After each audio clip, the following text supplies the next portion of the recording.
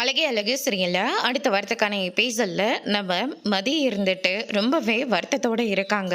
மதி என்னாச்சு அப்படின்னு சொல்லிட்டு கேட்கவும், எனக்கு அந்த வீட்ல எல்லாத்துக்கும் அக்கா தான் எனக்கு துணையா இருந்தாங்க. ஆனா இன்னைக்கு அவங்க என்கிட்ட ஒரு வார்த்தை கூட பேசவே இல்ல. அதுதான் மனசுக்கு ரொம்ப கஷ்டமா இருக்கு அப்படின்ற மாரி சொல்லிடுறாங்க. சரி விடு மதி, அதுவே நினைச்சிட்டு இருந்தா உடம்பு என்னத்துக்கு ஆகும்? பேசாம விடு. கண்டிப்பா அண்ணி எல்லாத்தையும் மறந்துட்டு உன் கூட பேசுவாங்க அப்படின்ற மாதிரி நம்ம ரேவதி வந்து மதியை வந்து சமாதானம் பண்ணிட்டு இருக்காங்க. அதுக்கடுத்து தான் வந்து பார்த்தீங்கன்னா இந்த சைடு மதி இருந்துட்டு பாக்கியராஜ் வந்துடுறாங்க.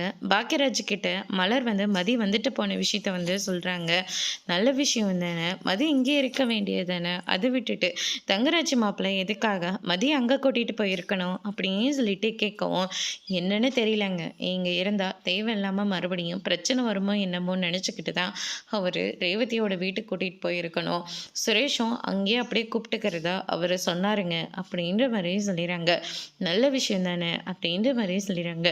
ஆமாம், நீ மதிக்கிட்ட பேசினியா? இல்லைங்க, ஆனால் மதி என்கிட்ட பேச ரொம்பவே ட்ரை பண்ணுச்சு. ஆனால் என்னமோ தெரியல, என்னால் மதிக்கிட்ட பேசவே முடியலங்க அப்படின்னு சொல்லிட்டு மலர் வந்து ரொம்பவே வருத்தப்பட்டு வந்து சொல்லிக்கிட்டு இருக்காங்க.